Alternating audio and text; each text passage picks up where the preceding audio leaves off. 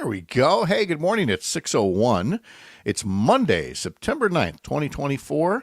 This is Up North News Radio. I'm Pat Kreitlow here on beautiful Lake Wissota. Nice to have you here. Coming up on this Monday, former President Trump was in Mosinee over the weekend and said all kinds of things, nearly all of them disgusting in one form or another. So we'll review some of those and help you with those conversations with folks who still see some kind of redeeming social value in this fellow.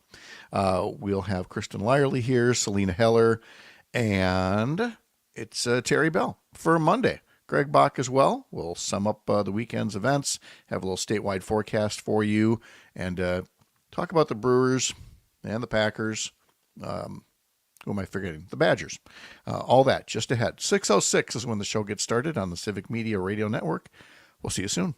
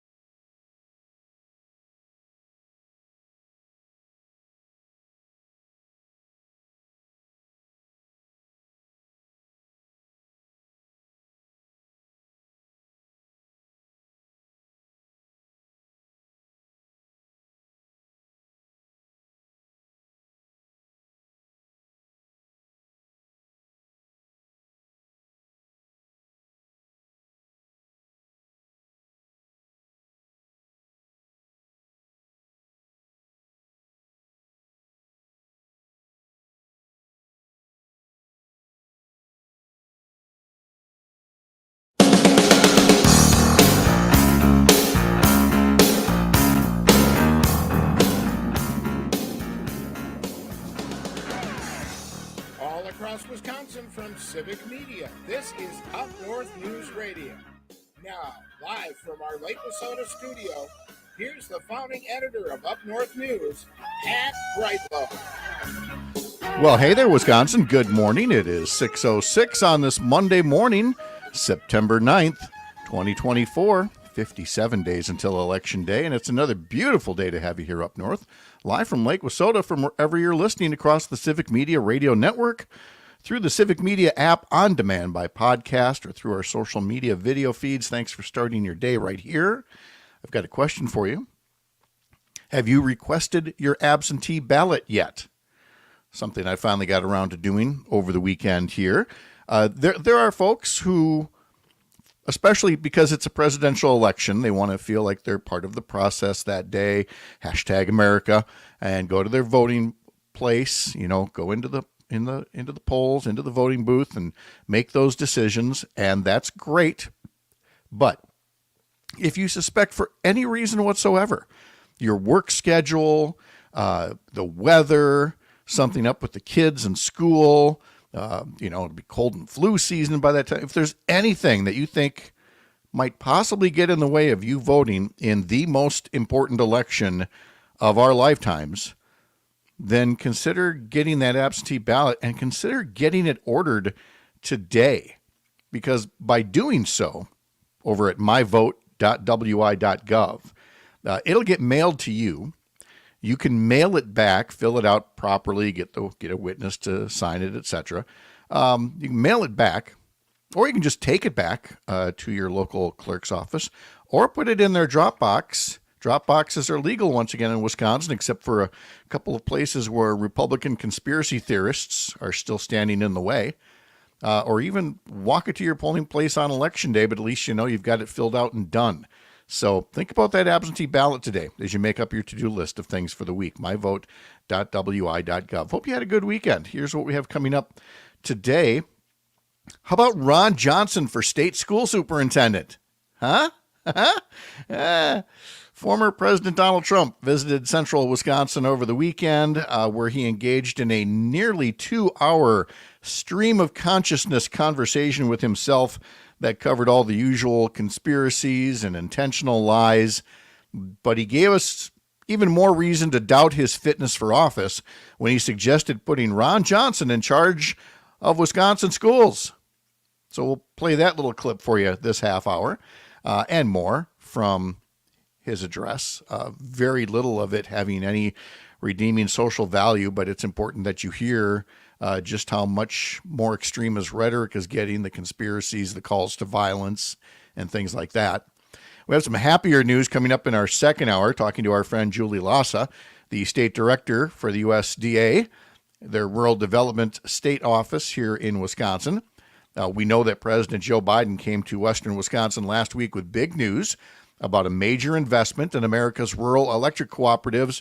We'll talk to Julie about more of the specific benefits coming to our state from the Biden-Harris initiatives for an improved electric grid, better broadband, better farm efficiency, more job growth in new energy industries. Doesn't all of this sound better than mass arrests of your political opponents and other crazy conspiracies? So we'll talk to Julie a bit about that. Along the way, of course, you can join us on the show at 855-75-CIVIC, 855-752-4842. You can text that number. You can text or call us through the Civic Media app as well. You can also, if you're watching the show on Facebook or YouTube, just put something in the comment section. We may put it up on screen here as well. You can email us, radio@UpNorthNewsWI.com. Let's go over to beautiful downtown Waukesha. Just a short little 4-hour drive from here. Well, it depends. I mean, I've driven faster in my day before. I would drive faster to go have a cup of coffee with Greg Bach. Mr. Bach, good morning. How are you? I'm doing well, and I would ask you to drive carefully, the speed limit, and with good defensive driving to have that cup of coffee. Absolutely. Coffee will always be here. Yep, hands at 10 and 2 on the wheel, of course. With a coffee cup in my right hand, so those left turns get to be really awkward sometimes. But how was your weekend? Good God, how was it? my goodness. It was fine. It was good. I got a lot done this weekend, Pat Kreitlow. Holy cow. Mm-hmm. Can I just tell you really quick what I did this weekend? What did you do this weekend, Greg Bach? I changed my oil. Ooh. I unclogged the bathtub in our upstairs bathroom. I installed a bidet. I installed a dog washing wand in the bathroom. Wow. And I changed a light switch. Wow. You were like an entire HGTV bathroom remodel episode right there. I know, and with way more sweating.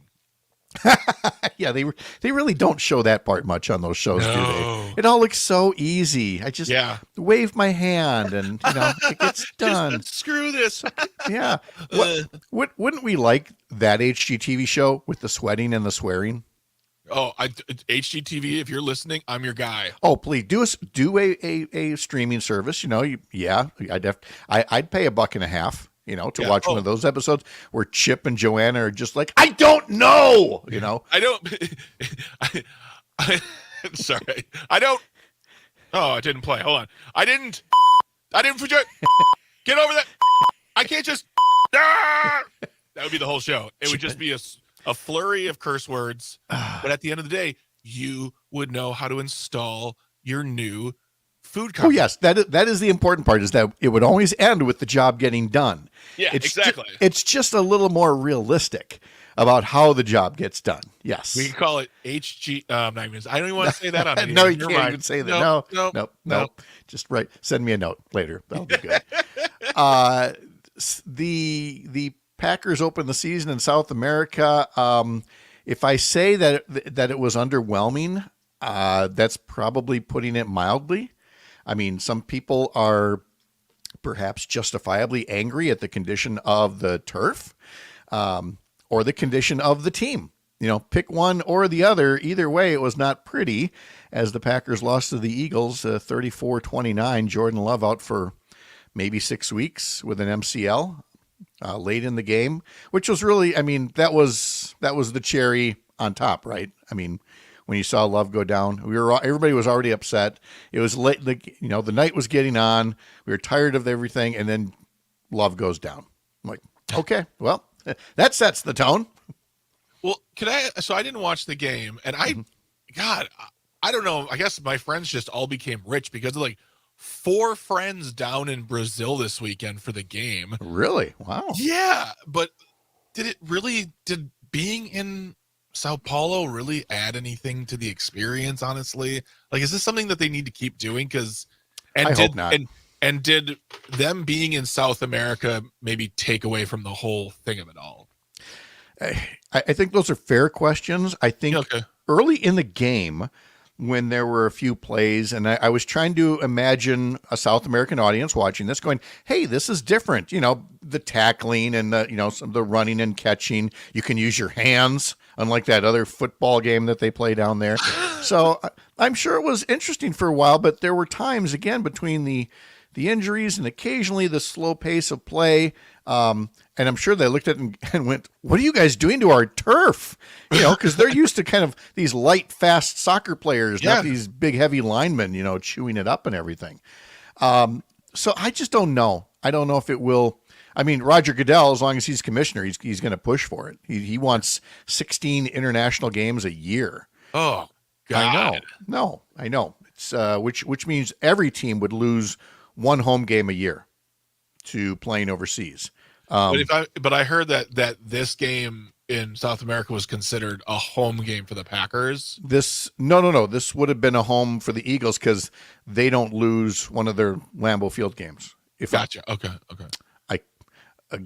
I could be wrong too. And in 2028, NFL on the moon. Oh, no, he ran out of oxygen. You mean the trainer did? No, he literally did. He ran out of oxygen. So I guess we're going to learn more about Malik Willis, who is the only other quarterback on the Packers roster. That was. You think Love's injury was the cherry on top. When the announcer said, and here comes Malik Willis, the only other quarterback on the Packers roster, you could hear a bunch of us going, what? What? I know they speak Portuguese down there, but I was like, Kien? And this was Pat, this was my thing. So we all found out about Jordan Love getting signed to a big contract. $220 million. Yep. When we went to that baseball game on Yacht Rock night. Mm-hmm. And I don't dislike Jordan Love. I want them to win. I want them to be great. And this isn't a career-ending injury. But whenever I hear that kind of money thrown around, I'm like, well, what happens if on night one he gets hurt? No, yeah, like it's going to happen. It's going to happen to Aaron Rodgers tonight. Aaron Rodgers is playing tonight, and I'm just thinking, okay, first play, look out. And it could happen when you throw around that kind of money. I know. On the positive side, Jaden Reed looked really impressive as a wide receiver. Last year's pick out of Michigan State, he had a 33-yard touchdown run, a 70-yard touchdown reception. Should have had a third touchdown catch as well. So I mean, there were some bright spots, but now they're back here. They've got to figure out their new strategy without Love and get ready for the home opener at Lambeau coming up Sunday at noon against the Indianapolis Colts. Badger football team is 2-0 after beating South Dakota. The Brewers put Christian Yelich on the 60-day injured list. Not a big surprise there. But the Colorado Rockies beat the Brewers 4-1 yesterday. Isaac Collins became the 10th Brewer to make his major league debut this season. He singled in the second inning, and he stole second base. But the Brewers lose 2 out of 3 to the Rockies. They've now lost 5 out of the last 7 games. They are off today, and so now they're heading out west. 3 in San Francisco starting tomorrow, and 3 in Arizona. So this home stretch, it's been a really good, exciting season, but we got to get through these last 3 weeks. We got 3 weeks to go, and we're crossing fingers and toes to get there healthy. We're losing to the Rockies, Pat. I know. That's we're losing to the Rockies. Mm-hmm. Yeah, and we should not be losing to some of these other teams, but we have a way. We have a way sometimes, and that's why I said there's a lot of trepidation over these next 3 weeks as a sports fan, as a Brewers fan or a Packer fan, that we have to keep in mind and still carry on, as we will, as we unpack the news coming up in just a moment, wherever you're listening across Wisconsin on this beautiful Monday morning. When you're here, you're up north, live from Lake Wissota on the Civic Media Radio Network.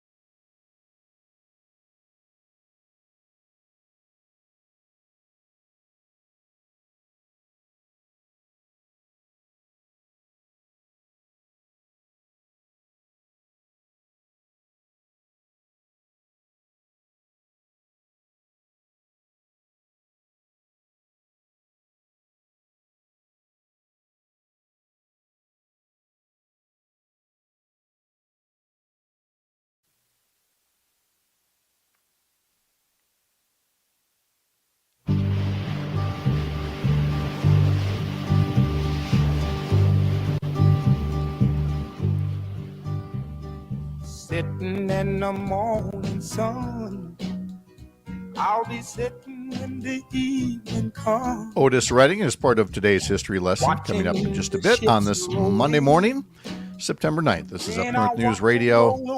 Nice to have you along here. You can sign up for a daily newsletter over at UpNorthNewsWI.com. That's the website, UpNorthNewsWI.com. Click subscribe up in the top banner of our homepage and be part of our daily newsletter. In there today, how to grow a 2,000-pound pumpkin. First step is wait till next year. You're never going to get that done by Halloween. But we talked to a gentleman out of Black River Falls who grows some of these giant pumpkins every year. What is the secret to pumpkins that grow up to 50 pounds per day during some of the hot summer days. Learn about that in our newsletter.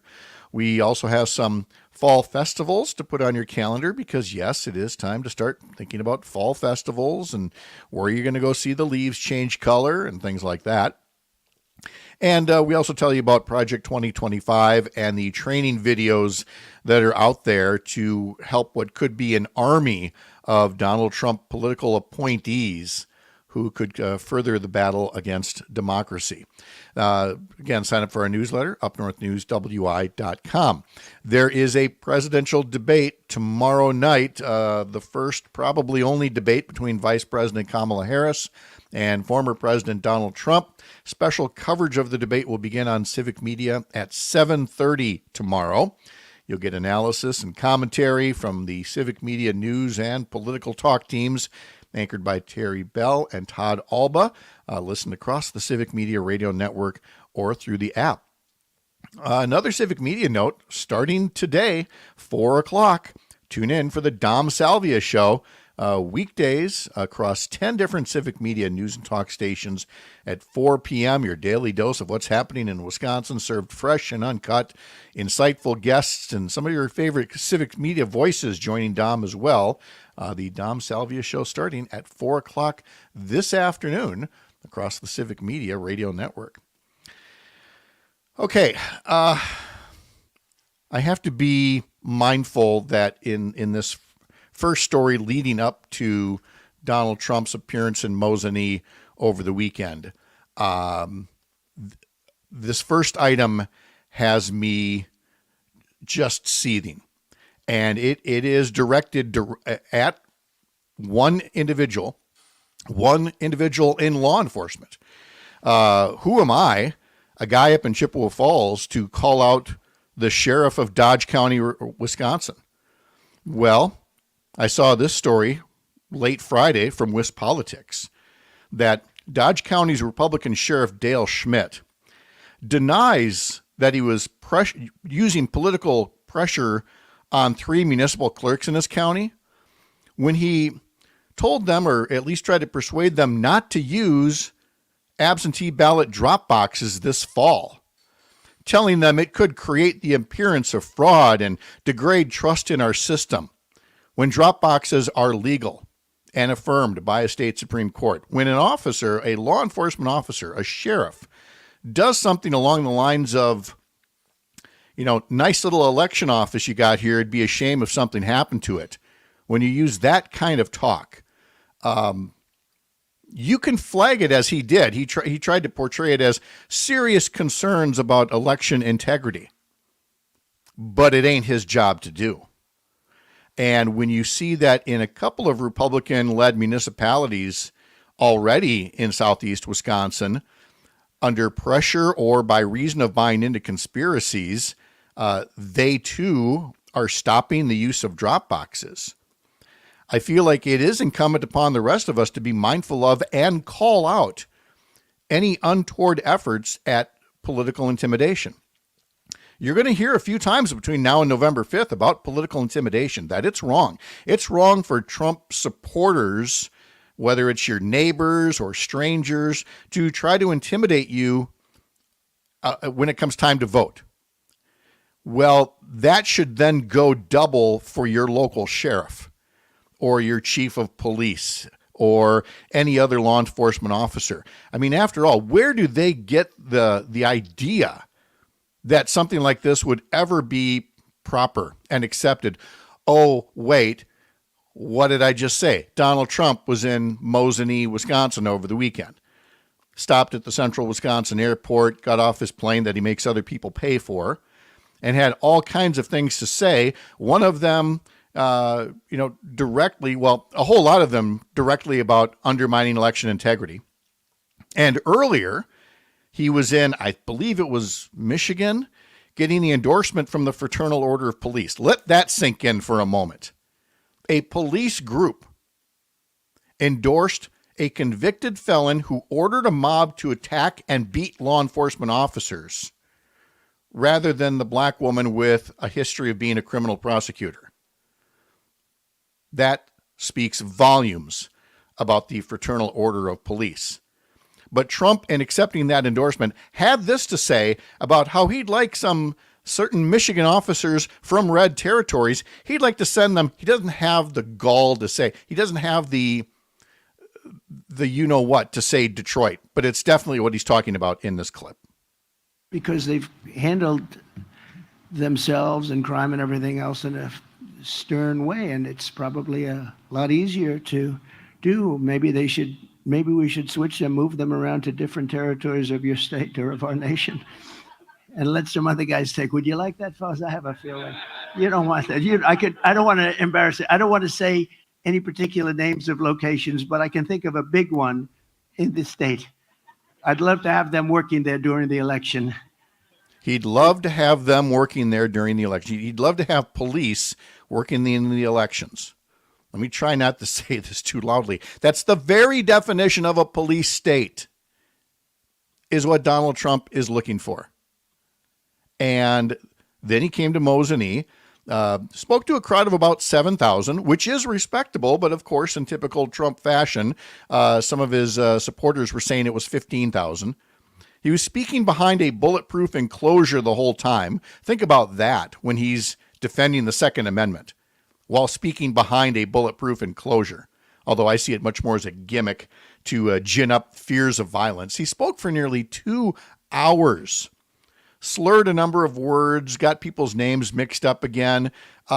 Credit to the Milwaukee Journal-Sentinel's Jesse Aupoint and Laura Schulte for framing it properly, saying the former president was expected to deliver remarks focused on the economy, but his discursive speech bounced from topic to topic following his mindset at any given moment, with a subhead of the article that said Trump was at times nonsensical and rambling, which is true, perhaps none more so than when he again pushed to get rid of the U.S. Department of Education, which would be one thing, but who would he put in charge? He says getting rid of the U.S. Department of Education would put schools back in state leadership, which they already have. The U.S. Department of Education is there in a supporting role. But of course, he sees a conspiracy. He wants to get rid of it. Listen to who he'd put back in charge. We will ultimately eliminate the federal Department of Education and send education back to Wisconsin and back to the states. We'll send it back to the states so that Ron Johnson can run it, okay? We'll send it back here. Mr. Tiffany, we'll get our Congressman Tiffany involved. He made a good speech. Ron Johnson and Tom Tiffany running Wisconsin schools. If that doesn't get some people off the couch and into the polls this November, Lordy, I don't know what will. Back with more after this. You're Up North.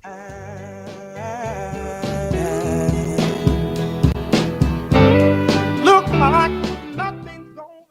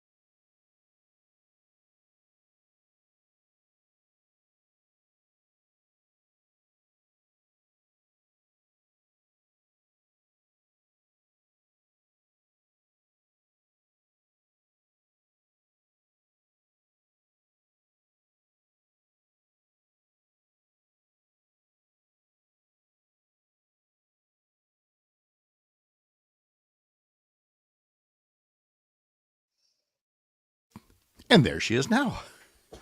Hi. Good morning. Good morning. How are How's you? Good, good. You were doing some biking over the weekend. 100 miles up and down the Door County Peninsula. Hoy, girl. man. Oh, look, it's congressional candidate and Matinee on Air guest, Dr. Kristen Lyerly. Yeah, that was so much fun. Let's do it again. Yes, please. Anytime you let us know. Well, I'll just reach out to you for some time. So, but yeah, I really appreciate you being on the show. I really appreciate you asking. It's We fun. didn't even get to talk about COVID shots because I had questions on that too. So I have it all queued up, so I can right. just bust that out anytime. We're going to pick up where I left off on Trump and Mosinee. Apparently, there are gender surgeries that are done right at school. I don't know if you knew about that, so we're going to talk about that. Whoa. And convenient. I know. But anyway, let me put this back up, and I'm going to what? Yes. I was going to say, is that also where people can get their abortions up to and after? And after birth? Yeah. I mean, it's just like a one-stop shop. This is great. I love America. Right. Exactly. All right. I'll be back.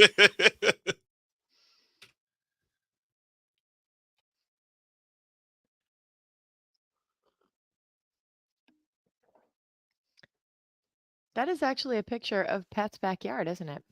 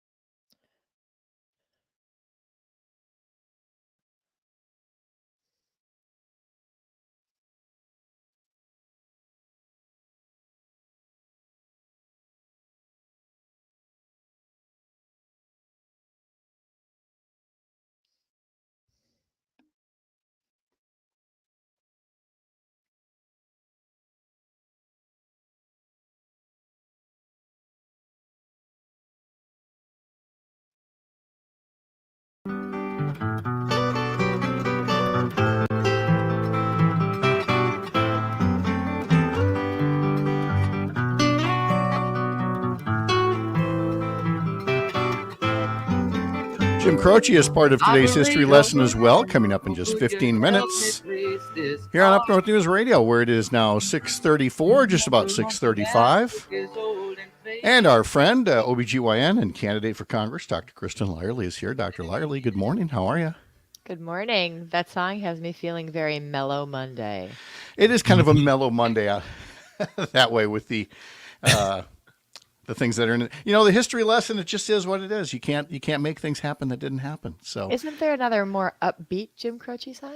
There are, but today's is about one particular album, and some of his more upbeat songs are not on that album. So I guess I could have cheated, but then, people would be like, you said that today that album went to #1 and that song wasn't on that album. So do you know who would bust you? Roger Frost. Yes. Roger's right there. Yep. Like Roger a is hawk. our fact checker. Absolutely. So, Roger keeping us honest. Yep. You'll notice as I was coming in, I was attaching my wristwatch, putting my watch on, which would explain why I slid in here with 3 seconds to go in the commercial break. Where it's like, what time is it? I don't have my watch here. Go sit down, Pat. It's time. Although I don't doubt the two of you could take this and just run with it as you did so adeptly during Matinee on Air. Thank you. She, you too. You two are talkers, I tell you.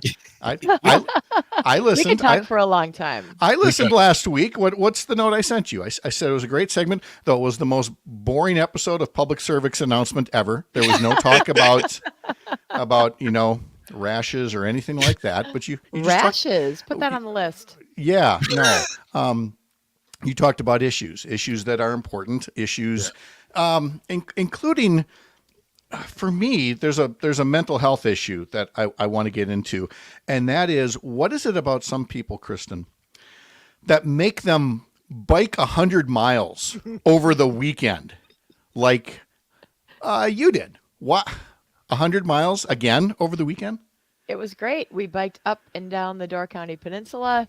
The weather was absolutely perfect. We ran into some old friends.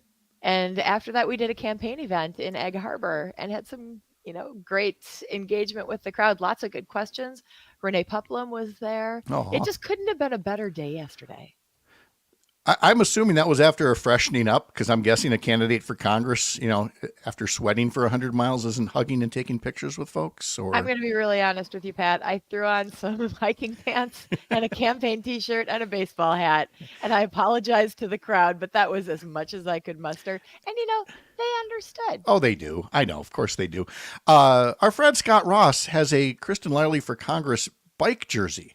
I mean, a really good-looking, professionally done jersey, which I don't think I've seen on you yet, correct? Scott got his jersey before we got ours, but Scott tried to bike it with us last year. He actually biked part of it last year, but it rained. And when we got to the stop where we had to wring our socks out to keep going, Scott was like, I'm done. Yeah. So this year he went with the jersey, but not with the ride. That's okay. And by the way, I just want you to know, there's no hard feelings that I don't have such a jersey. I'm not here saying that. Oh God, pack your bags, kids. We're going on a guilt trip.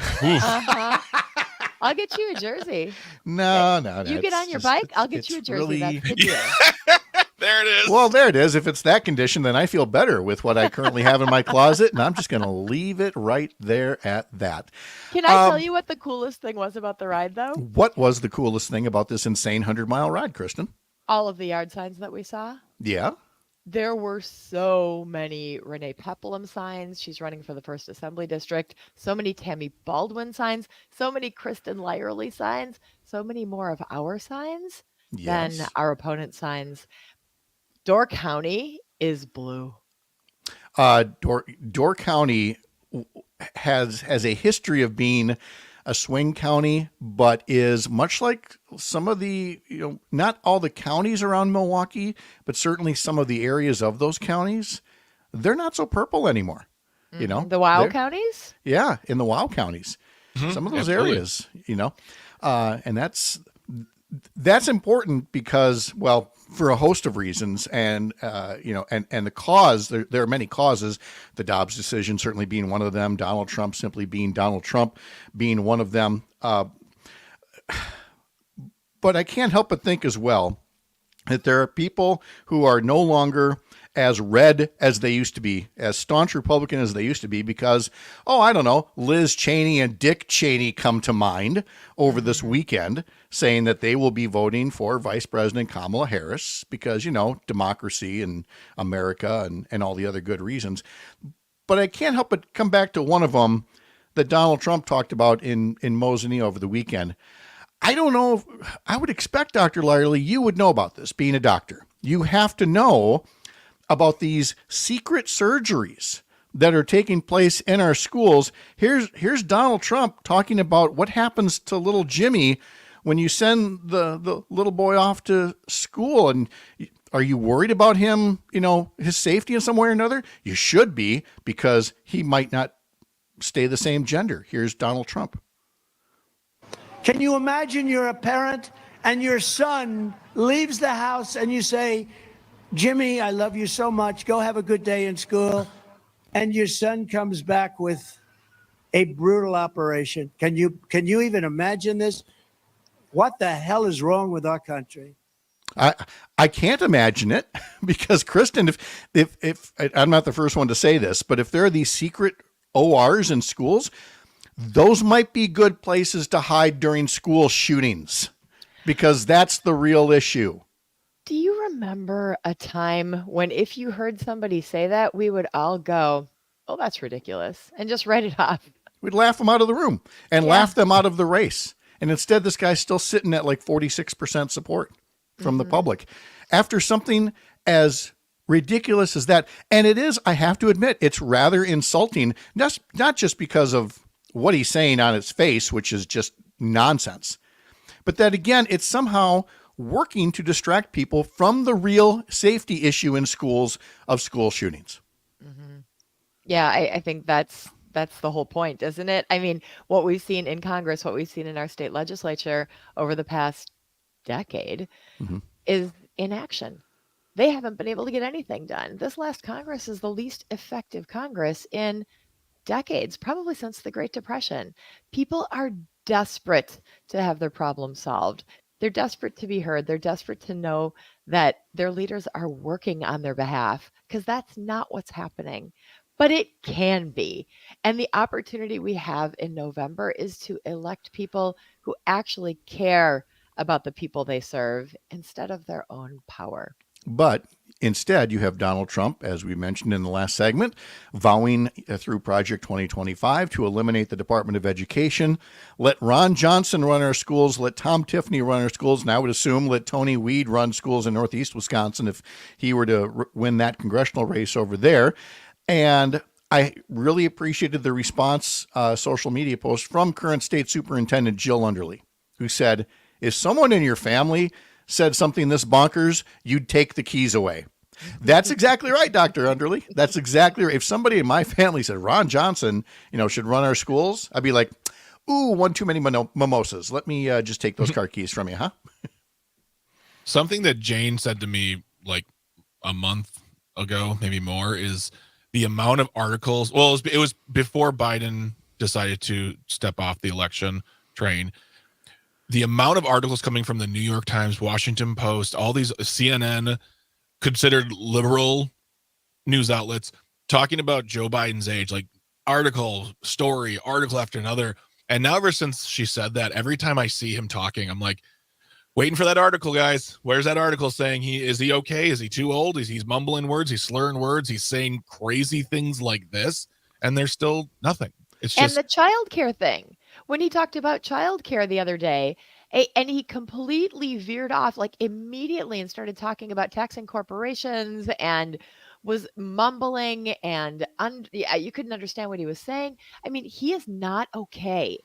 And to have the political courage that Dick Cheney, Liz Cheney, Adam Kinzinger, and so many others, I mean, I have to hand it to Mike Gallagher, my former congressman. He stood up and he was marginalized, not just marginalized, but threatened because of it. It's the reason that he ended up leaving Congress. His family was threatened. But what we need to see is more bread and butter conservatives recognizing that Donald Trump isn't their guy. And that must feel really hard. But he is not a conservative. He is not a Republican. He is dangerous. I mean, dangerous doesn't even begin to cover it. The potential for negative impact on our country and for decades to come is just hard to even imagine. But in order to fix this problem, we need regular people to say, we're not going to do this anymore. And I think more regular voters are saying it. Now, I don't follow the 8th congressional district race as closely as, I don't know, maybe somebody running in it. But I know that your Republican opponent, Tony Weed, got into the race with Trump's endorsement and trying to attach himself to Trump. So this might be a good time for us to see if there's been any separation yet, any disavowal of the nonsense answer that he gave on childcare, anything like that whatsoever. No, not at all. In fact, he's doubled down on it. His yard signs actually lead with Trump endorsed before they mention his own name. And it's kind of a running joke in the Green Bay area that his full name is Trump endorsed Tony Weed. That's Trump endorsed Anthony Weed. Right. He's so closely tied to Donald Trump. When he's asked a question, he just parrots what Trump says. And I'm not saying that as an opponent. I'm inviting you to watch the Republican debate where the 3 Republicans who ran for the primary talked about different policies. He doesn't have an individual idea of his own. He's an extremist. He's not a moderate. And he's got nothing to offer. he himself said he wants to eliminate the Department of Education because that's what Donald Trump wants. He wants to build Donald Trump's border wall, and he will not pass a continuing resolution. If we can't get the budget passed, we're going to shut down the government. That's going to come back to haunt him, I think, later this month. I was going to say as early as later this month, where you could see a government shutdown in the final weeks of a general election by Republicans who want to tie undocumented immigrant voting to the federal budget. This has never worked. The strategy of the Republicans has never worked, threatening a government shutdown or actually shutting down the government. At times they always come out, again, looking like Wile E. Coyote in the Roadrunner cartoons, and yet they keep coming back at it, and they're doing it again. Yeah, I think about all our military who are abandoned when the government shuts down. I think about all of the different services that our federal government provides and all of the people who depend on our federal government. It's so irresponsible to just put your foot down for this arbitrary reason. You are elected as a leader, whether it's a state or federal level, to represent people, to negotiate, to compromise, to find common ground. Not to say I'm taking my ball and going home. And to project that early on in a campaign, like I'm going to be that firm. No, you're not being firm. You're being a pawn. And that's not what people want. Pawn, puppet, put whatever you want to call it. It's there. And how far down that road are you willing to go? Are you willing to go to what Trump said in Mosinee about wanting to weaken the 25th Amendment so that if a vice president has valid concerns about a president's mental health capacity, that the president instead could just basically fire him, have him impeached? Is he going to follow him down that route as well? How much closer do we get to his social media rant over the weekend about having his political opponents jailed? I mean, there is a situation where you win the congressional race, but Trump wins the presidential race and starts to threaten you and every Democratic member of Congress with jail time. Is that something Tony Weed supports? Derek Van Orden, Tom Tiffany? I've been threatened with jail time before, Pat. That's true. Yeah, you are. And we're not even talking about her college days. We're actually talking about actual matters here that are very serious about the 8th Congressional District race. All the more reason, again, as I started off the hour saying, if you think for any reason you might not be able to vote in person this week, this is the time. Get online, get your absentee ballot ordered, or do absentee balloting in person and get that vote banked ahead of November 5th. Let's take a pause here. Selena Heller will join us as well. We'll hear about what she's working on for stories for Up North News, and we'll have today's history lesson coming up in just a moment. You're Up North. Operator, but could you help me place this call? I can't read the number that you just gave me. Hello, Miss Heller. Good morning. How Does are that you? song have the same effect on you as it does me, Selena? It makes you feel like I think it's wonderful and lovely. what? It's very peaceful. it's Monday. Let's take a nap. Let's take a nap. Yeah, no kidding. I was hearing footsteps. Oh, Yep. hi, No, I thought I was Emery sighting. footsteps. Good morning, sweetheart. Shoot, she's up. Emery. Supposed to be sleeping still. Do you need to go? No, Okay. she'll just play with Barbies and dolls. All right. Sure. Okay. Well, she's getting whiskers, so Oh, okay. Good. All right. And I can stay with you until little Pet Kreitlow shows up. Oh, And then it's okay. Never not awkward. Okay. good morning, sweetheart. 10 seconds.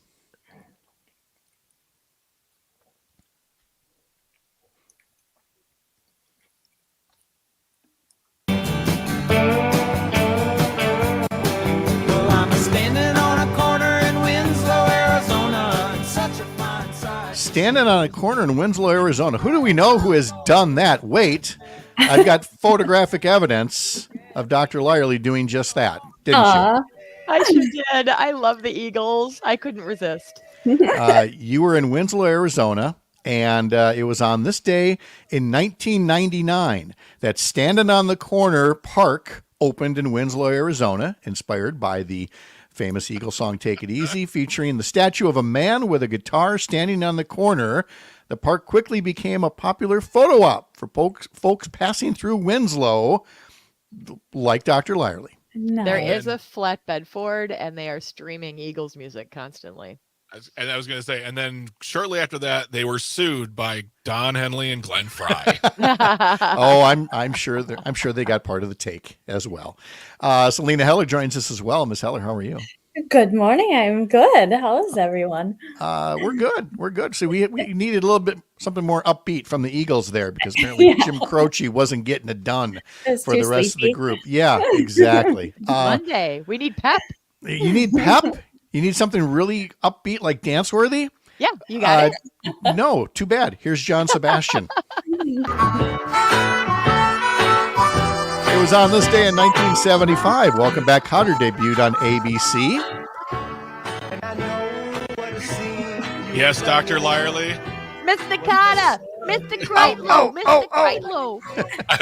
I thought you were going to be like, yeah, me and John Sebastian wrote a song back in 1984. No big deal. Could totally see it. The song itself by John Sebastian would go to number 1 in 1976, but the show debuted this day in 1975 with an unknown John Travolta playing Vinnie Barbarino. I loved that show when it started. It was like early 6th grade for me. So, I mean, this was right in my wheelhouse. You're looking at this show and it's like, oh, these are the big kids. These are the high schoolers, you know? And then you're watching going, these guys are cool. Yeah. I don't know that I'd say they were cool, but it was definitely funny. And that made me very happy. Let's see. We have to have a little respect for Otis Redding, born this day in 1941.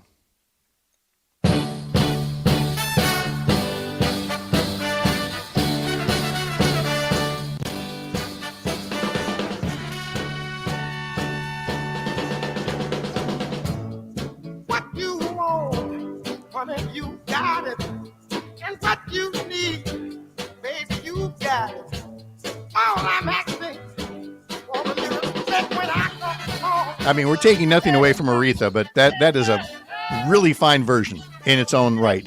Otis Redding, gone way too early, died in that plane crash in Lake Monona in 1967 on his way to Madison for a concert, but was born this day in 1941. Dave Stewart of the Eurythmics, he and Annie Lennox started the group way back in 1980. Dave Stewart is 72 today. John Kuhn of the Packers. I was waiting. Let me try it again. John Kuhn. I thought you guys were going to say John Cougar Malik. No. It started out that way. John Kuhn is 42 today. Michael he's a good Bublé guy. is 49 years old today. Did I give you a song for Michael Bublé or not, Greg? I don't think I did. For later in the show. Yeah, you do I did. have it later? You did. Oh, Sorry, it's I right did? there. Okay. Yeah. Michael It's Bublé. just a little down on the list. Okay. You can just sing it. Oh, yeah, play I did. I doubled it up, didn't I? Yeah, Here? you Okay. did. Such a Monday. Somebody's got a case of the Mondays. Here we go. Hey, Michael Bublé is 49 years old today. How spontaneous. When you said goodbye, my whole world shined. There we go. Now Kristen's with us. Little more upbeat now. Let's see. We mentioned Jim Croce's LP, Don't Mess Around with Jim, hit number 1 this day. Elvis Presley made the first of 3 contracted appearances on the Ed Sullivan Show. Elvis performed Love Me Tender, Hound Dog, and Don't Be Cruel. Don't be cruel. You know I can be found. It's weird to look at the video of this because he's kind of they're shooting him full, and as soon as the song starts, they push in so hard just to show him from the waist up because God forbid, you see the actual dance moves. Young schoolgirls, like Selena, would be crying and screaming in the aisles. How old do you think Selena is? Well, Selena's very deceiving. Selena looks, Oh boy. Oh boy. Oh boy. 20, Where's the 28. She's actually 88. Maybe we A lot of can people go back- don't know. Let's talk about Elvis. Let's not talk about Selena's age. Thank you. Thanks, Kristen. I got you, sister. Hugh Grant is 64 today. Adam Sandler is 58. Oh, I love this one. We did this a couple of weeks back with two people that are the same age, but you'd never know it because they were famous at different times. Remember Henry Thomas, the kid from E.T.? Uh-huh. Mm-hmm. Okay. Remember Eric Stonestreet from Modern Family? Uh-huh. They're both 53 today. Oh my goodness. Born the same day. Henry Thomas was famous a little bit earlier Wow. for that. Did everyone feel like, oh God, Elliot? Yes. Oh, Yeah, I know. No. The number one song this day in 1978, since Kristen's still looking for a reason to boogie oogie oogie, would be from A Taste of Honey.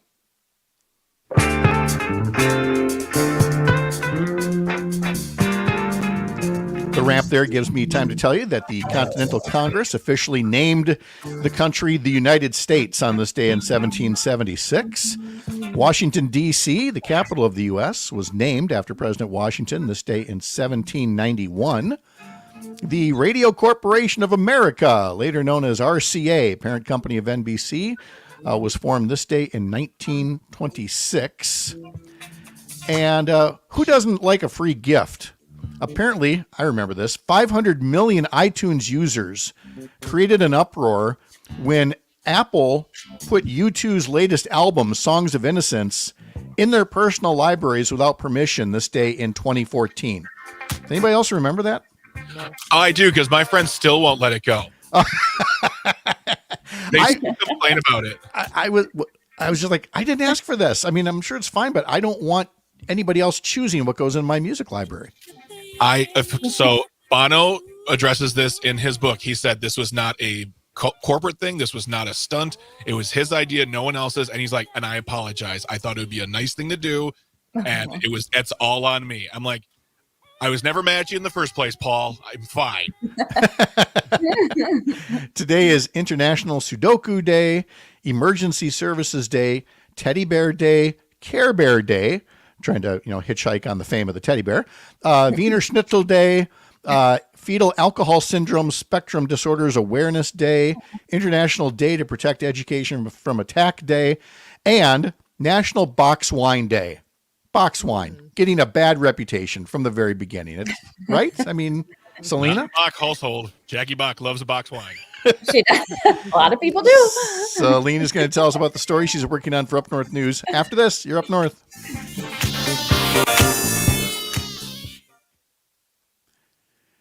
All right. Sorry, we're just kind of all over the place on that segment today.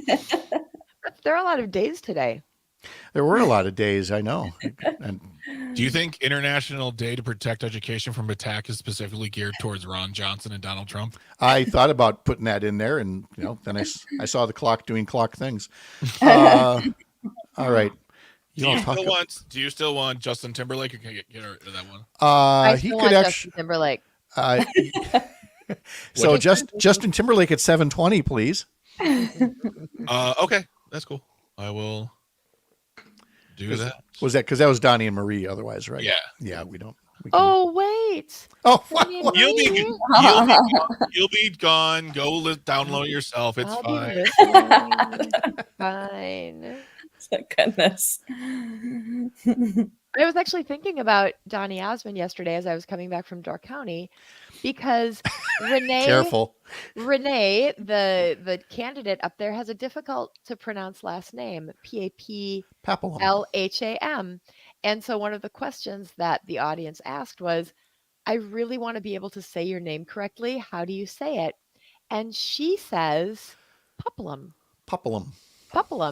And 3 what syllables? popped into my head was, and they call her Paplum, right? That popped And into your head? That's what popped in? directly into my head. I may have I'm said sorry. that. Why are either of you shocked by this? I know. It's like we I don't don't know know. her. I know.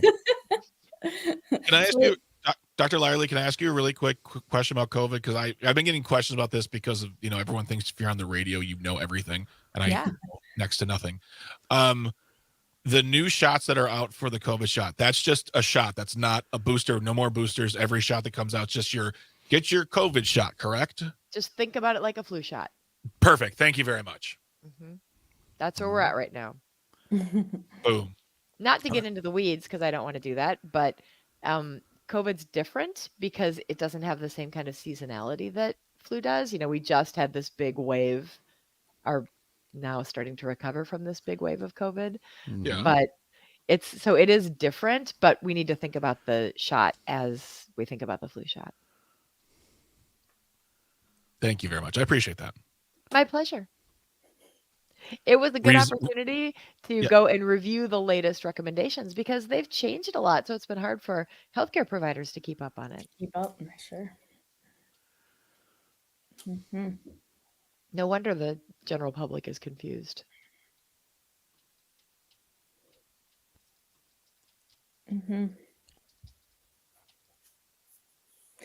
So talking about music, we went to bed last night and I hear Emery singing, "Half of me wants a cold beer." She says, "Mom, I Tough to be a can't kid nowadays. sleep." Oh. I'm like, "What are you?"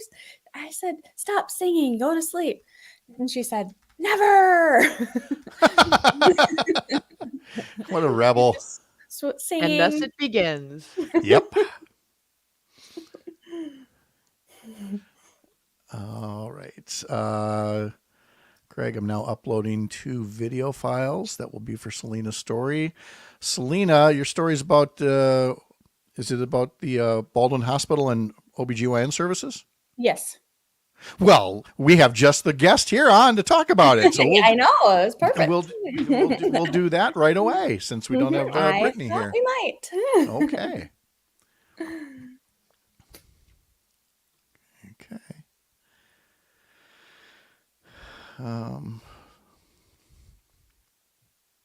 Okay, so they're still loading.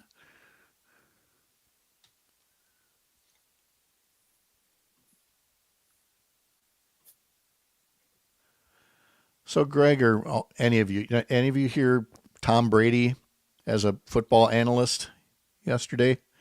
Anybody watch the Cowboys-Rams game? I would never listen to him speak about anything. Yeah, same. That's why I was hoping somebody else would have. So. He looked good. I thought he was going back to football. No, he's in the booth. Oh, I thought so. I saw that he was coming out of retirement. He was saying he could, but he's not going to because nobody's going to match the money that Fox is giving him to be very underwhelming at what he does. I love football. Pro ball.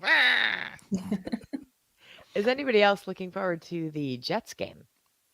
Yes, at least the first 30 seconds or so, because I predict that Rodgers is going down again. Let's see. Selena, the 2 clips are Peterson wake-up call and Peterson patient increase.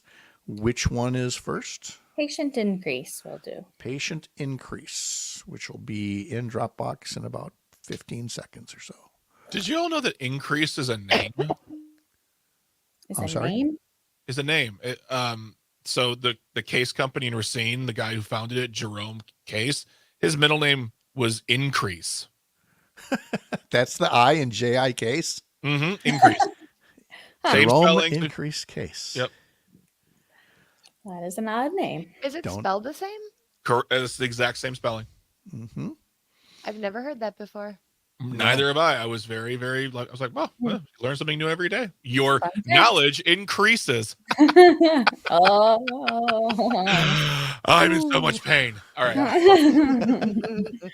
right. That brings down the curtain. There we go. All right. There's that. I have been instructed that I have to leave at 7:10. All right. Better get to these. Yeah. This is what you are looking forward to, Selena. Yeah. I'm getting text. Oh.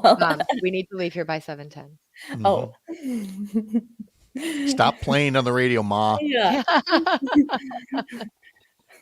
He's the only kid who would do this. The rest Priorities. of them would be like, I don't care. I don't even care if I go to school. Whatever. I get there when I get there.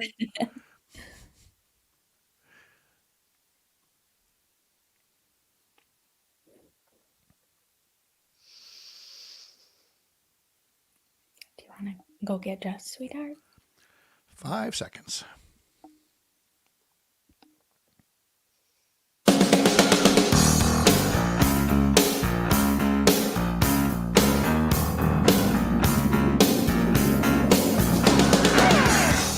All across Wisconsin from Civic Media, this is Up North News Radio.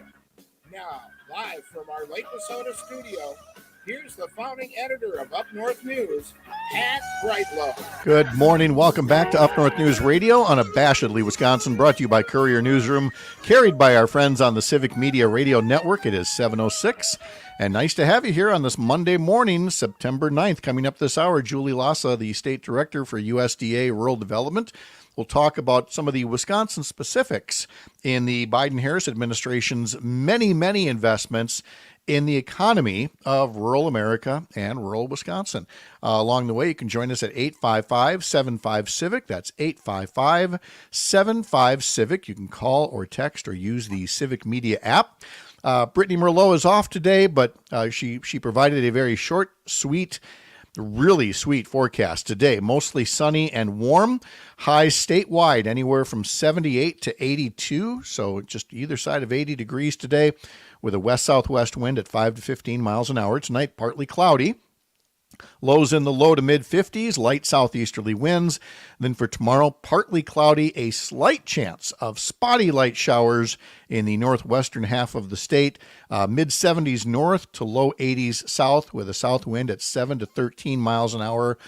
All I know is that finally, I've got the top down on the Jeep, because I'm finally home at the same time that there's a spell of dry weather. We needed like one thing from the grocery store when we got home last night. I was like, I could go get it tomorrow after the show. I'm like, nope, I'll go now. Any reason to put the top down and go for a ride and watch the sunset just to get, some milk and bread or something from the grocery store. Perfect weather for it. Selena Heller is here, Dr. Kristen Lyerly, Greg Bach, all along as well. Selena, did you have a good weekend?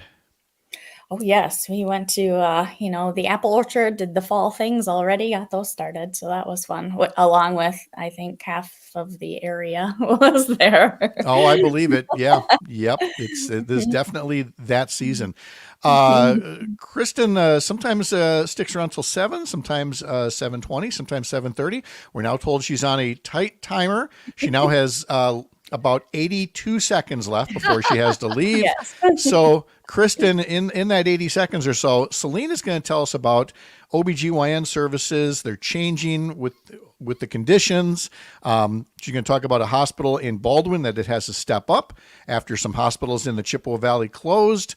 This is in keeping with what you've said about rural medicine in Wisconsin, especially in the OBGYN area. Baldwin is a shining beacon of what medicine could be in rural areas. They've done incredible things. This is an independent hospital with visionary leadership, and I'm so excited to be connected with these folks that are doing this work. What we're seeing across the state, though, is that Wisconsin has lost over half of their rural obstetrical units in the last 20 years, and most obstetrical units are moving in a different direction. So, Selena, I'm really excited to hear what you have to say about Baldwin, but I'll be listening in the car.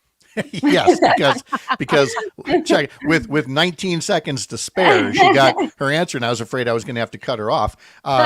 Kristen, drive safe. Happy campaign trails, and we'll talk to you again really soon. See you later. All right. Bye, Kristen. Have a great day. 7:10 right now. The Brewers lost 2 out of 3 to the Colorado Rockies, losing yesterday. What was that final score? Scroll up, Pat. There it is, 4-1. Freddie Peralta gave up 3 runs on 7 hits. He walked 2. He struck out 4. He missed a chance at his first 3-game winning streak this season. The team also transferred Christian Yelich to the 60-day injured list. The Brewers are off today, heading out west. They have 3 games in San Francisco and then 3 games in Arizona before coming back for a homestand that starts next Monday, starting against Philadelphia. So, Selena, getting back to the whole notion of obstetrical services, it's odd to me that Mayo ended its labor and delivery services in Menominee, which is just down the interstate from Baldwin. And of course, you had HSHS closing Sacred Heart Hospital in Eau Claire and St. Joseph's Hospital in Chippewa Falls. And now here, this standalone hospital is trying to pick up the slack. I don't think we could have possibly predicted that kind of scenario, say 2-3 years ago. Oh my goodness, right. And this, it's just a small rural hospital. Western Wisconsin Health has a hospital in Roberts and in Baldwin. And the one in Baldwin was previously known as Baldwin Area Medical Center or Baldwin Area Hospital. And now they even changed their name because they have broadened so much in taking in everybody else from around the area to Western Wisconsin Health to reflect kind of the area that they help now. Right. And so you talked to, is it the CEO of the hospital? Yes, Ailey Peterson. And they have quite a kind of a view, a different view, like, we will take care of you no matter what. And they are helping all of these expectant mothers from around the area that have no place to go. And she talks about that and the number of people that they're seeing now from around the area, because they're taking in so many people that are just having to travel now for this healthcare. So here's Ailey Peterson, the CEO of Western Wisconsin Health. As we think about the Eau Claire area and patients who have been displaced by the closure of those hospitals, both in Eau Claire and Chippewa Falls, we've seen an increase of about 10% of our patient population coming from those areas. It's a bit easier for us to define in our obstetrical services, for example, where we've seen a pretty dramatic increase. Last year, we delivered 280 babies. This year, we're projecting 400 deliveries. And a significant percentage of that is coming from the Eau Claire, Chippewa Falls area, where labor and delivery services are no longer being offered. That's a lot of extra babies to be having. Yeah, but they, and keeping these units open is so expensive, and that's what all the other area hospitals are having problems with, because you have to have people around the clock, and it's just that's why they're closing. But they said, we need to just kind of double down on this and be the provider here and not let people not have a place to go. So it was kind of a refreshing take to be there and to talk to her and to sit. I actually, sat in one of those new delivery suites, and they have water berths and just such a nice facility that they've been working on. Just opened up just a couple of months ago. Okay. And what else does she have to say about, the whole problem of the system? Yeah, the whole problem. It's a crisis, and that's what she talks about next. Those are the concerning situations that keep me up at night. And I know they keep our community up at night. We have to do something about this. This is not acceptable to have more than half of our rural hospitals no longer delivering babies. We already have a real challenge in our country of high maternal mortality rates. Lack of access to quality obstetrical care is a driver of that. The time is now. We must have this be a wake-up call to all of us that rural obstetrical care, women's health, has to be made a priority. I mean, you would think it sounds so obvious, and yet here we sit with, again, the amount of labor and delivery units across rural Wisconsin is so different than what it was, 5 years ago, 10 years ago. And you've done the stories about couples who've had to drive longer distances and didn't make it, had to deliver a baby on the side of the road in the year 2024. But that's where we are right now. That is where we are. And that's what I talked to Ailey about, all of these stories that I've done with all of these poor mothers that, my friend in Durand, she had her baby at the side of the road because she would have normally gone to Menominee, and that was closed. So they would have had to drive further to Eau Claire, and they didn't make it in the middle of the night. And then they didn't have cell phone reception. So it was hard to get anybody on the phone to tell them where they were, and an ambulance, and they had to still stop and then go to meet an ambulance where they could tell the ambulance get reception. And it was just crazy scenarios. And Ailey said, yes, we're having having more and more of this because Mm-hmm. so many people have to travel so far. I would not have seen this coming. I mean, we've passed by the Baldwin Hospital, over and over. In its old location, much less where it is down by the interstate now. Mhm. And I know these folks will take it with the sense of humor intended, but on the side of the road, the road signs for hospitals, it's usually a capital H, a white H on a blue background. Mhm. And we'd say, no, there are some towns where that really shouldn't be a capital H. It should be a lowercase h. And That's funny. Baldwin definitely qualified as that, back in the day, but it's now filled in the spot where there are other places. I think of Bloomer, for example, used to have its own thriving hospital, pre-Mayo, and now it's more like a subscript H, if anything else. And hospitals are one of those things you'd think would stay stable, but it most certainly does not. And that's where again you've got this outfit in Baldwin that they're the ones who've been able to change with the times. I would imagine with some help along the way. Oh my goodness, they've had a lot of help. And that is right. They were downtown and they were kind of landlocked. They couldn't expand. And now they are expanded right by the interstate. And so you can see that beautiful facility right alongside the interstate. If you just have to drive past A&W and get to it. It's pretty cool. But they have all had a lot of help from the community to expand the surgical and obstetrics department. They have help from Quick Trip of all places. And then a big $1 million funding was from the federal government, championed by Tammy Baldwin. And it's in a more than $7 million project. So all these things were so good, but the hospital funded the rest. I knew that there was a Tammy Baldwin note in there, but try on short notice to search your email, Tammy Baldwin Hospital. It's going to return every Baldwin mention. So I've got 10,000 hits on Baldwin and Baldwin. So I was hoping you could fill in the blanks on that one. And funny, she came to the hospital either for the groundbreaking or when I think the groundbreaking last fall, and she made a kind of a funny joke about that being in Baldwin and this is my hospital or whatever. And yeah. Hey, if you bring home enough bacon from DC, we can say it's named after you. Absolutely.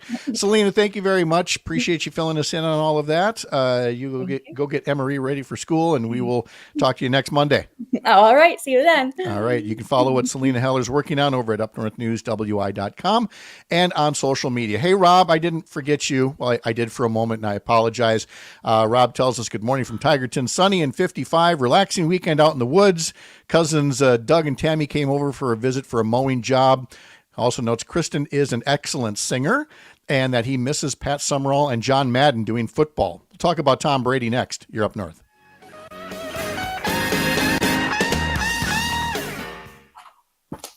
All right, Miss Heller, have a wonderful day. I'll talk to you at 9:05. Okay, talk to you then. See you. You too. Bye.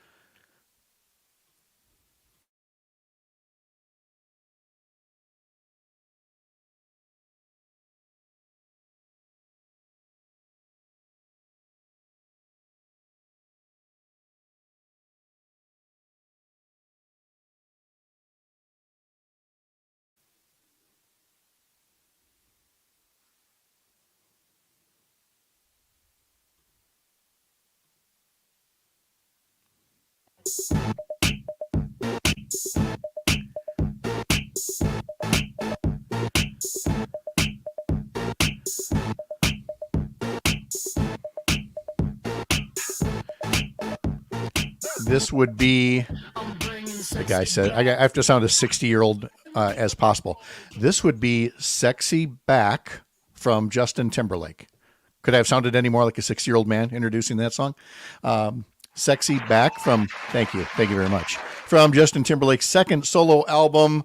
It hit number 1 this day in 2006, where it would hang out for 7 weeks. And it was a special request from Dr. Lyerly, who then had one of her sons say, no, we need to leave for school right now. So I hope she got to hear it in the car and be entertained. I mentioned Tom Brady because he started his new gig over the weekend, and I didn't hear it, but reports are that it was rather underwhelming, that Fox Sports spent $375 million to put Tom Brady in the broadcast booth, and the network's trying to make everyone know that he's there. So he made his debut as an analyst during the Cowboys-Browns game. Was it Cowboys or Browns or Rams? Cowboys-Browns. Okay. I see. Yes, I'm looking at two different things. One is a pregame. Yeah. So there was a Brady hype video leading into the pregame show, and it just didn't. I don't know if it worked for a lot of folks. I say that only because I would normally think, well, so what? I remember Tony Romo's first game, and it was like instant. People were like, wow, this guy really knows his stuff. This guy's, kind of, he can explain it in plain English the way that was John Madden. When John Madden first came in the booth, people were like, wow, this guy, he's not just your dumb jock. And so you heard that about Madden. You heard that about Tony Romo. Tom Brady, I'm not hearing that so much. Well, there's something that Romo, Madden, Elway, Greg Olson, the Cowboys quarterback, Troy Aikman. Yeah. And I'll even use Bob Uecker as an example as well. You can know the game from start to finish. I mean, I don't doubt that Tom Brady has a deep, deep understanding of that game, but you also have to have like 3 to 4 out of 5 charm level too. You have to be able to talk to the audience. It can't just be like, well, they're going to take the ball down the field and they're going to throw the ball now, and they want to run the ball and they're going to kick the ball. You have to have that it factor for television. And just because Tom Brady is Tom Brady doesn't make him someone you want to listen to talk about it in that sense. No. And there have been plenty of examples previously where people went from the field to the booth and it just didn't work out. The only difference here is that they weren't getting paid more than $300 million for this. And I just, yeah. So I'm like, what did you base that on? What was it really just, were you buying the name? Were you buying the Tom Brady name? And that was going to bring more people in? Because look, if they're not watching football already, Tom Brady's name is not necessarily going to do it. They're not watching football for a reason. You throwing out the name of a famous football player, it isn't going to work. When you're spending that kind of money, which I don't know, it's for Fox, right? Mm-hmm. Yep. Fox and that affiliate of the network and whatnot. In football, it might just be a drop in the bucket. I have no idea how much $300 million is to them, but there has to be some research that goes into it to know that Tom Brady isn't a guy who's been in like movies, on TV shows, and hosting SNL. Like he's just not. He doesn't have a history of being like TV fun guy. So like the I don't know. That's a lot of money. It is, and he already had a lot at the time, which he's already doing great. Which again, this I'm painting with a broad brush here, but if you don't need the money, you don't really have the incentive to pour everything into it. And again, there are exceptions. There is apparently a woman in the U.S. Tennis Open who is the daughter of a billionaire. Yes, and is Pegula. Yes, and is doing great because she's putting in the work, even though she doesn't need the money.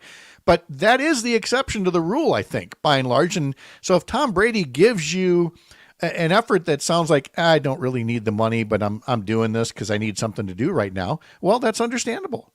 That's going to happen. Well, so her name is Jess Pegula. She's the daughter of the owners, the Pegulas, who own the Buffalo Bills. She just won the U.S. Open this weekend. She won? And okay. You do not win the U.S. Open or any Grand Slam just by like, hey, how's it going? No, the work that tennis players put in is a different level of like training, in my opinion, but that's a whole other conversation. I just don't because I don't like Patriot fans or Tampa Bay fans aren't gonna be like, well, I'll only watch games that Tom Brady is gonna talk about. That's not how it works. I don't get this move. I really, really do not. No, nope. But again, that the reviews, it's one game. He could grow into it. You don't know. Comment from Dennis on Facebook. I was tuned in to you on the show, Doctor, while running to get coffee. So Dennis wanted to call in and say hi or write in on Facebook. Rob did as well, saying that Kristen is an excellent singer.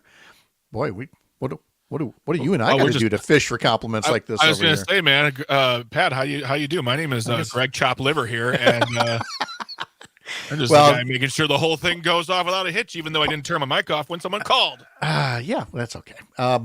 Look, we're over here trying to do a whole lot of different things, which includes going from the fun stuff to some of the news stuff. And I've been talking throughout the morning about Donald Trump appearing in Mosinee over the weekend, and we've got one more clip that I wanted to play that I think again gets to the heart of what his message has been, and it is, for lack of a better term, it's just a full-on racist mode of, if I can scare you enough about brown people and black people and people from China and whoever else, you're going to vote for me and my authoritarianism promises.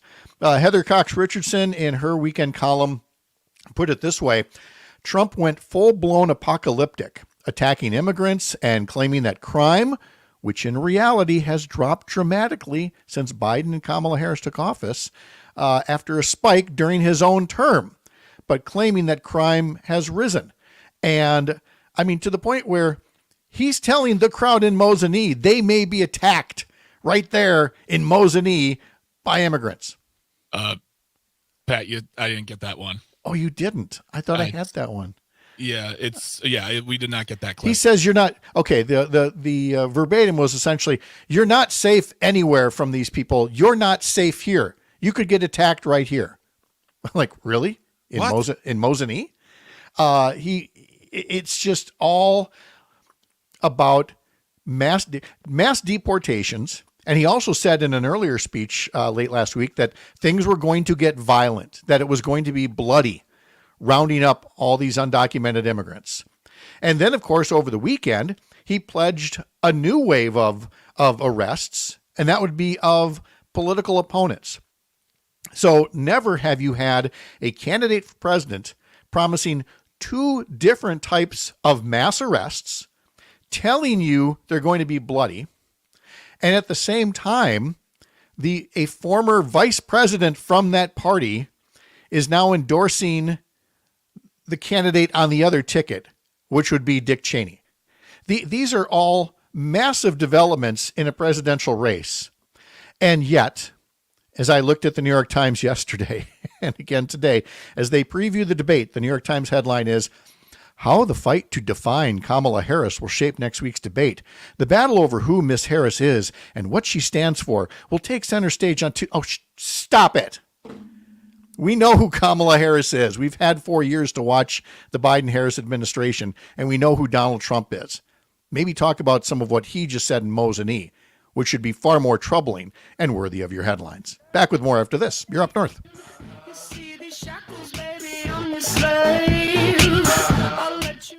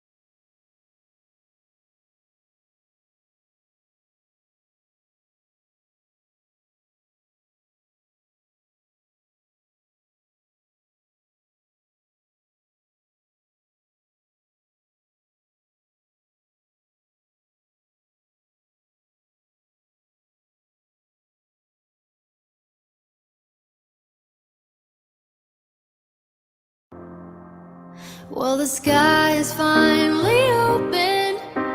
The rain and wind stop blowing, but you're stuck out in the same old storm again. So we've got this big presidential debate happening tomorrow, and you can hear it here on Civic Media. Coverage beginning at 7:30 tomorrow, anchored by Terry Bell. We'll talk to him in about 15 minutes, as well as Todd Alba.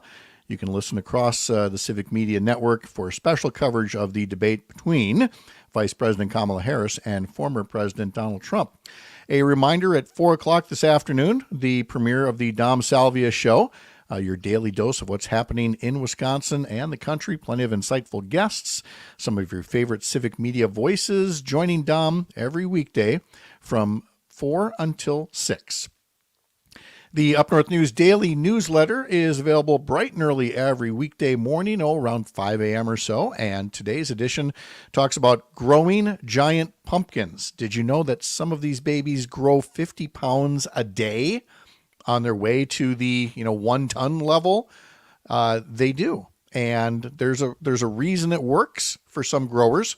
Last year, Selena Heller talked to a grower in the Black River Falls area and did a video all about it.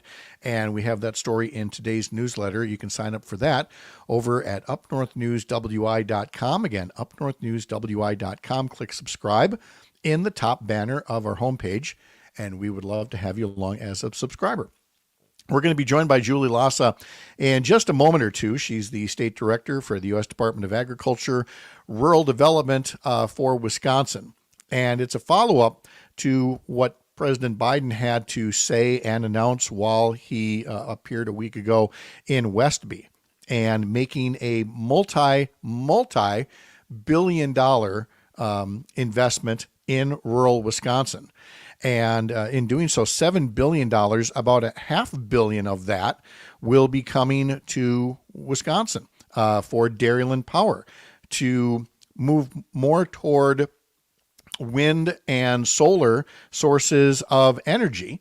And I'm just getting a note here from Julie Lassa, and I'm sending her a note about where to find the show. And then she's going to join us to talk more about what Dairyland is going to be able to do with the funds, so that, again, it's not just about, wind and solar and replacing fossil fuels, but it's also, about expanding broadband internet, and it's about the manufacturing jobs. It will be about the installation jobs that come with the Inflation Reduction Act, and frankly, the investments that are being made in these rural states they outnumber the investments being made in what you would call traditionally blue states. One of the other podcasts that I like to listen to occasionally is called Smartless, and I don't know if Greg is familiar with this one. It's Bateman. What's Jason Bateman, Sean Hayes, and Will Arnett. Thank you. I could not get Jason. They were actually joking about how he gets called Justin a lot because his sister is Justine Bateman. Yep. And so, but they had on a couple of months back, they had President Biden, they had former President Barack Obama, and former President Bill Clinton on. And this was all before Joe Biden got out of the race, but they talked about, and President Biden talked about, how the investments being made by the Inflation Reduction Act, more of them have gone to these red states than to blue states, because that's where the opportunity is. Mm-hmm. And frankly, where the opportunity is needed the most is upgrading, this electrical grid, and again, expanding broadband internet access. And it's just refreshing that you have a president that makes the investments where they're needed, not just in the places that, where my supporters are. Yeah. We have countries like that. We've had presidents like that. We potentially could have another president like that. And I'm glad we don't. I'm glad we don't either. I'm glad it's always good to hear someone talking about them working for all the people, not just the ones who voted for them. But it is hilarious still to this day to watch politicians who voted against these things say, we brought this money back to our state. I'm like, you didn't do anything. No, they vote against it. And yet some of them still have the audacity, and they do get called out on it now, Oh, yeah. which I find, I guess I find it hilarious. And I've only seen it to a small extent in Wisconsin. But when it does happen, it's only right to call it out and to say, no, look, you can't. At least, let me put it this way. Ron Johnson almost never does this. Never, tries to take credit because he's against all spending. He's against anything that might be beneficial and create jobs. But other members of Congress, not so much. And it just, again, comes back to the issue of who's actually working for you. Not saying the things you want to hear, not making the rhetoric or the insults or whatever that make you cheer, but who's actually working for you. And that's really refreshing. And I shudder to think that we might be losing it. I shudder. I get nervous. I get sick to my stomach. All the things are, because when I see all polls the things, like you see Kamala Harris and Tim Walz working so diligently, so hard to electrify audiences across the country, 10, 15,000 person rallies. I mean, at the DNC, between two locations, it was 40,000 people. And then like, it's neck and neck in the polls. I'm like, how? What planet? Yeah. A planet with a whole lot of folks who have been listening to a right-wing ecosystem that is just making things up, and again, working to just vilify people as best they can instead of actually doing the work. And so to have somebody doing the work is refreshing, especially when it comes from an old friend like Julie Lassa, who is with the USDA and is the state director for USDA Rural Development. And I think Julie's joining us now. Are you there, Julie? Yes, after much trouble. I hope you can hear me okay. Yeah, I hear you. It's a Monday, so obviously there's going to be computer trouble. So it's just no, it's nice. It's nice to hear your voice. I had the same thing when I logged on this morning, and of course, right away it gets, oh yeah, we've logged you off of everything. So go find your passwords and get logged back in and everything else. So no, I fully understand. How are you otherwise? I'm doing well, recovering from volunteering at the Ironman yesterday with my middle daughter, and that was first time we've done that, and it was really interesting. So did it motivate you, or are we going to be seeing you in it next year? Is that what you mean? Yeah, no. No, okay. The exercise that I get is taking my dogs out for a walk, hopefully twice a day. Now, I thought maybe you were going to say you were worn out from getting set for a presidential, or doing everything that was necessary for a presidential visit, because that was right in your wheelhouse in terms of talking about rural development and all the investments that have been making. Yeah. So this has been an exciting time for you. It was a lot of work and planning, and we have a wonderful team in rural development at the national office and the secretary's office who really worked, put in a lot of long hours with us to get that event pulled off, including with Dairyland Cooperative and Vernon Electric Cooperative. So. Right. Now, the rural electric cooperatives that were the focus of this announcement by the Biden and Harris administration, $7.3 billion in clean energy financing. What does that really mean at the individual rural cooperative level? What are the kinds of things that they're going to be able to do with this kind of investment that they may not have otherwise been in a position to do without this announcement?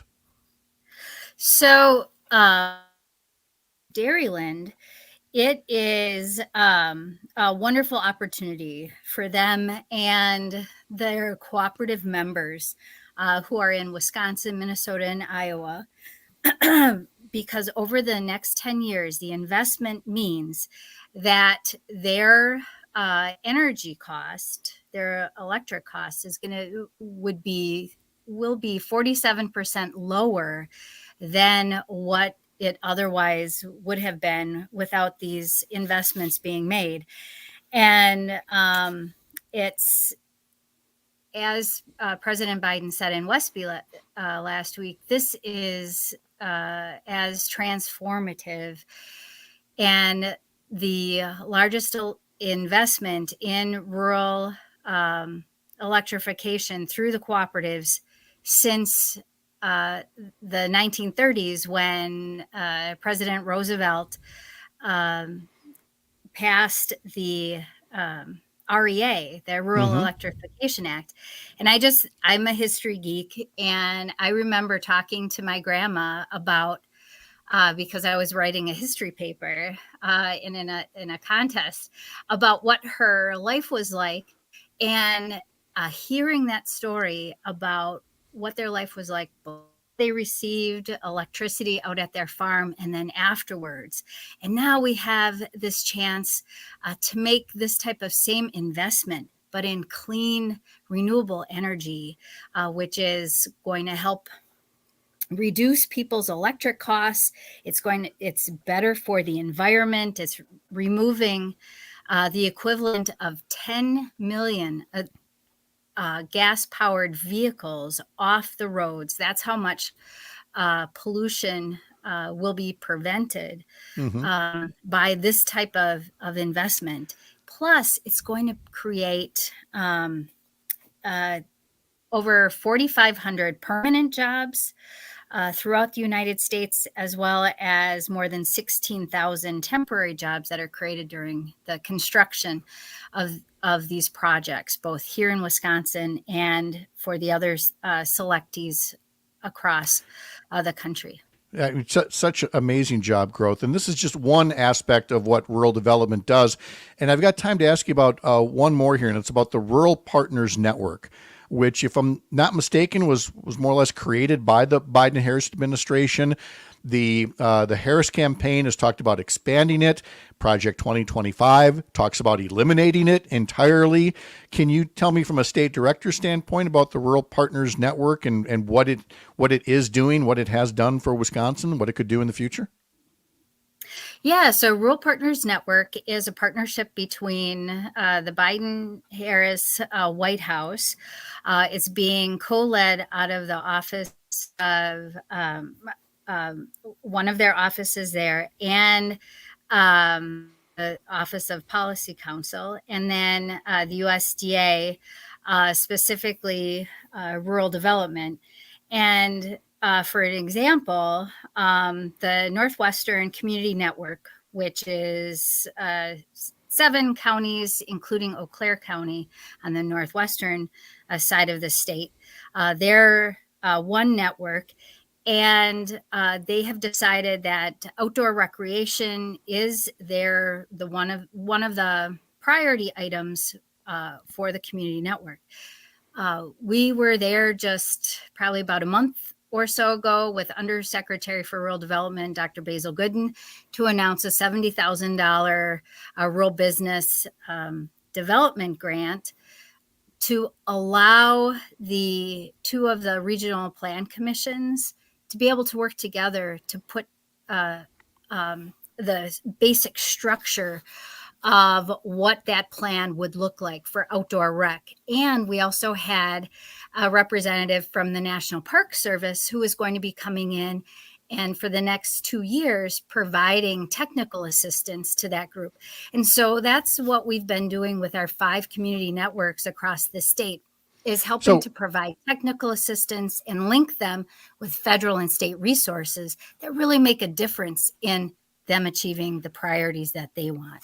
And that's what I was going to say, is it's all about bringing people together, connecting people to resources. It's one thing to put resources in a plan and a budget, but if local communities and groups can't find those resources, then they don't do any good. And that's where the folks at Rural Development and others help with that. Julie Lassa, my old state Senate colleague, it's so good to hear from you again. We'll talk more about this in depth another time, but you, again, congratulations on a great presidential visit, and you have a great day. Thanks, you too, Pat, and hopefully no more computer issues for either of us. Hope not. Terry Bell's up next. You're Up North. Thanks. Have a good day. Bye. Thanks, you too.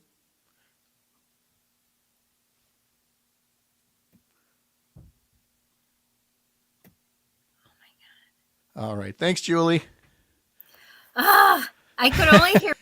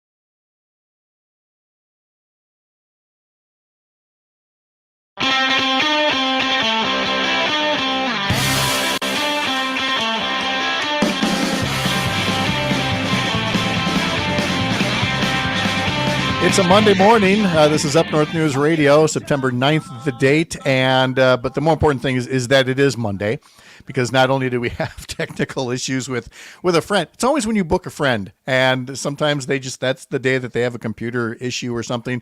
And now we're waiting on Civic Media News Director Terry Bell to come join us as well and talk about 3 things that you need to know to start the week. So, Greg, if it wasn't official already, happy Monday. Happy Monday, everybody. Welcome to computer class. So here we are, awaiting word from Terry about 3 things that you need. And wouldn't it be funny if, again, if it turned out to be a computer issue there? I'm just looking to see if he had sent a note here. No, he did not. So what I'm going to do is I'm going to steal his thunder over here and find, here it is. Thing number 1 from Terry. Yeah. Terry says the quiet part out loud after weeks of denying knowing much about Project 2025. Trump in Mosinee Saturday proposes eliminating the Department of Education.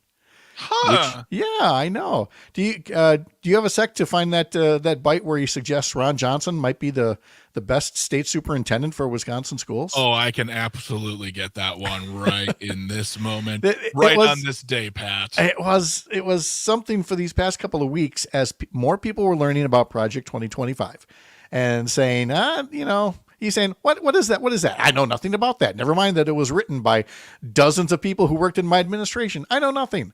Now he's finally just tearing the mask off and going, of course I know all about this. And yeah, it includes getting rid of the U.S. Department of Education. So that would be enough. But here's what he told the audience in Mosinee, what would happen to schools in Wisconsin. And you know what we're doing here? I say it all the time. I'm dying to get back to do this. We will ultimately eliminate the federal Department of Education and send education back to Wisconsin and back to the states. We'll send it back to the states so that Ron Johnson can run it, okay? What? We'll send it back here. Wait for it, and who else? Who else? Tiffany, we'll get to our Congress. Oh, sure. Tom Tiffany, too. That would be. Can you imagine what science class would be like with those two, with Ron Johnson and Tom Tiffany? Let me tell you why 9/11 was an inside job. Welcome to science class, everybody. I mean, you'd have Tom Tiffany teaching the science classes about, the way to protect our natural resources is to drill, baby, drill, and then Ron Johnson would tell everybody to, I don't know, inject bleach or, take some horse dewormer paste. Because again, the science tells him that would be the right way to go. That's who Donald Trump wants to put in charge of schools in Wisconsin. So keep that in mind, folks. I don't like it when Donald Trump says the word Wisconsin, let alone the idea of making Ron Johnson the Department of how about the educational czar? How about that? We'll call him that. Well, czar would be right, fitting love in that with word. that authoritarianism. The second note that was going to come from Terry was there's apparently this big presidential debate tomorrow night. And yes, and Civic Media will have that coverage starting at 7:30, and then of course somebody will be staying up well past his bedtime to get a few sound bites and notes and share them with you all first thing Wednesday morning, starting at 6 a.m. And I guess, Greg, what we don't know, of course, what the headline's going to be coming out of this. We don't know if it's going to be a real actual policy difference, if it's going to be Trump melting down and using, terribly insulting language. Will it be the moderators for ABC actually doing some fact checking? Spoiler alert. No, I don't think they're going to do that. But Terry Bell's with us now. Terry, Matt, crystal ball time, crystal ball. What's going to be the headline coming out of the debate? Is it going to be substantive, or is it going to be about style and, It will be about whatever takeaway moment it is, about something somebody said that maybe not necessarily position on an issue, but, I think like a lot of these debates, it's really not about, who beat who on a substantive point, but about, who zingers said the zingers. Yeah. All about the zingers, the moments, that sort of thing. Yeah. And it shouldn't be, but this is the kind of pop culture, that we're looking for. We're looking for those kind of, viral moments. Yes. So I'm hoping that we can acknowledge that that's a part of it, but then get back to what is it about what they said that actually indicates they're going to do something for you. And so we talked about that a minute ago with the first thing on the list. We talked about eliminating the Department of Education. We've gone through that quite a bit. So I want to jump right to the third thing on your list, because we haven't given this any attention yet. And that would be the dozens of people that have already been sickened because of a salmonella outbreak linked to a Wisconsin egg farm. Yeah, 42 people in Wisconsin, 9 states, 65 in all. And yeah, this outbreak is linked to Wisconsin. Authorities are asking people, if you've purchased a Milo's Poultry Farms or Tony's Fresh Market eggs, throw them out, take them back to the store, but please do not cook them or eat them. Now, this is not as direct as the other recent outbreak involving meats from boar's head. But again, it does underscore the importance of food safety, food inspections, and so that when you hear a politician talking about deregulation and red tape, it's not about how many forms you're filling out. It is literally about the health and welfare of food and other products. And Terry, you and I have done enough stories about food poisoning and unsafe products to know these are not areas where you should be taking shortcuts. No, taxes are the price we pay for living in a country where it is, safe to eat the food, drink the water, breathe the air, fly, drive. That's what these things are all about, and that's why we have protections. Exactly. So he will continue to follow that story with us. And of course, the presidential debate, you and Todd Alba kick things off at 7:30 tomorrow night. It's another late night for you, but we appreciate the work that you're doing, Terry. Thank you so much. I know what I signed up for. Sure thing. Thanks, yes, Matt. you did. All right. Have a great day. Then Matt and Air on air. Yes. There will actually be a Matt and Air on air today. There will be a Matt and Air, and she will be on air, everyone. All right. And she will no doubt be very thankful for your, was it 2 weeks, right, that you filled in for her? Yeah, about 2 weeks, yeah. That's amazing. So thank you for doing that. We'll see you at 10 o'clock this morning. And again, 6 a.m. tomorrow. My thanks to today's guests, Julie Lassa, Kristen Lyerly, and Selena Heller. And thanks to all of you for being here as well. We greatly appreciate it. Up North News is the Wisconsin outlet for Courier, a pro-democracy news network building a more informed, engaged, and representative America. Again, you can find Up North News at upnorthnewswi.com. And you can follow me on social media. Look for Pat Kreitlow on Twitter and Instagram and TikTok, and Pat Kreitlow Up North on Facebook. Have a wonderful Monday. We'll see you back here tomorrow morning up north.